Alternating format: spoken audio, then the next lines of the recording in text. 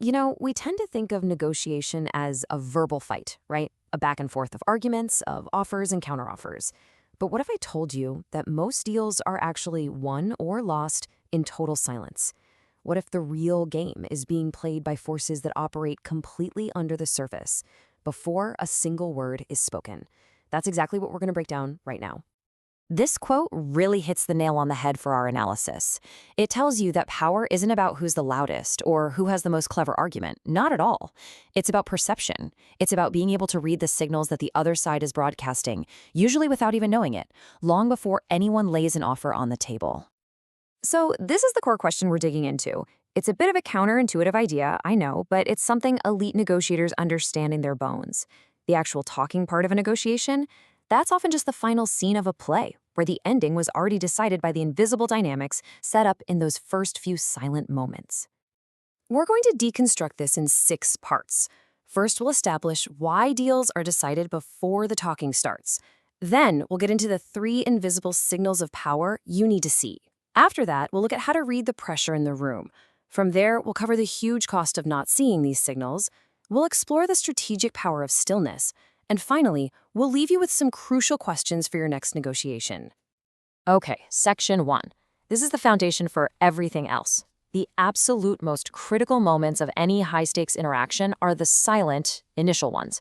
And this idea, it runs completely opposite to almost all conventional negotiation advice. So here's the thesis.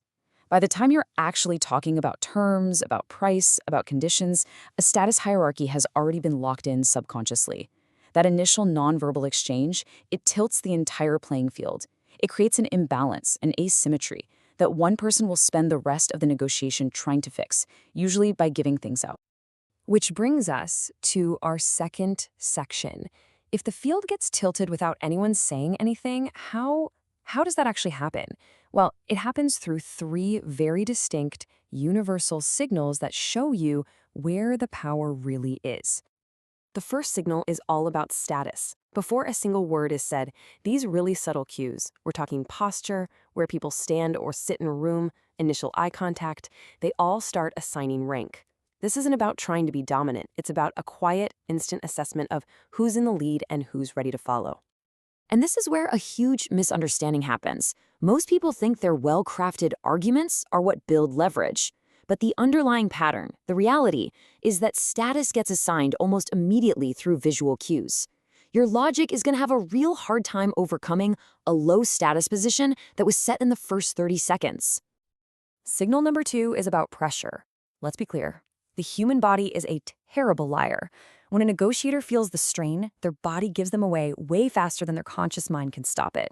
We're talking about small, involuntary movements, a change in breathing, even the pupils dilating. These are all leaks that reveal their true internal state.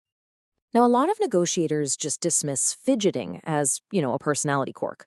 But an elite operator sees the pattern. They see these as readable signals of cognitive load, of emotional strain. The body is negotiating, even when the mouth is disciplined, and it's telling you exactly who feels the pressure to get the deal done. Our third signal might just be the most powerful, and it's definitely the most misunderstood. And that signal is stillness. A calm, controlled, physical presence communicates something incredibly profound. It implies you have other options. It signals you don't need this deal. And that, right there, is the ultimate source of leverage. The common mistake is to look at stillness and see weakness or passivity, but the underlying pattern is that composure is a weapon. It signals a total lack of neediness.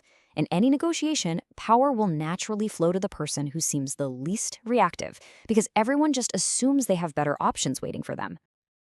Okay, so we've identified the signals. Now let's look at how they all work together as a system. This is where we get to see these invisible forces of status, pressure, and optionality all collide in a real live negotiation. Let's look at the 2 types of negotiators. The reactive one, they feel rushed. They're terrified of silence, so they talk to fill it. Their body just leaks pressure, broadcasting their neediness. And they're always reacting to the frame the other person sets. Now, the composed negotiator, they use silence on purpose to control the pace. Their stillness implies they've got great alternatives. And, this is key, they absorb pressure without reacting. which lets them set and hold the frame for the entire negotiation. So, what happens if you don't even know this silent negotiation is going on? Well, the consequences aren't just theoretical. They're very real and they are very costly. This is the price you pay for not even seeing the game that's being played right in front of you. It creates what we call a concession cascade. It's a downward spiral. It starts when you lose that initial nonverbal positioning battle. That puts you under pressure. Then you start involuntarily leaking that pressure through nonverbal signals. Your opponent, whether they realize it consciously or not, picks up on that weakness. And the final step? You make a concession, not for a strategic reason, but just to make that awful internal pressure go away. You gave up value simply because you lost the silent game first. All right, let's pivot and look at the other side of the table. How do the elite operators think about all this? This isn't about memorizing a few body language tricks. It's about a completely different way of thinking, an internal mindset that is focused on observation, not performance. The two mindsets are complete opposites. The average negotiator is obsessed with what they're going to say.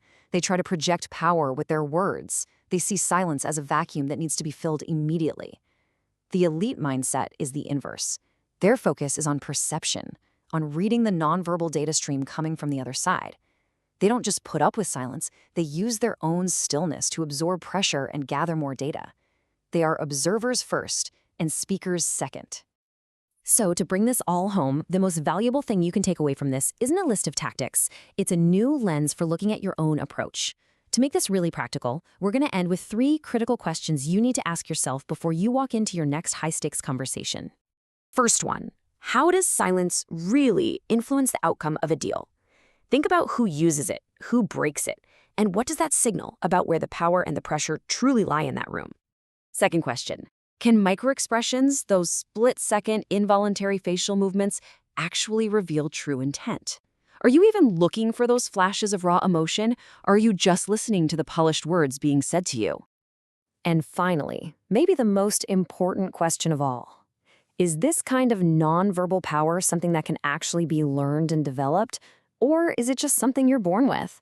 The answer to that question, well, that's going to shape how you prepare for every single negotiation from here on out.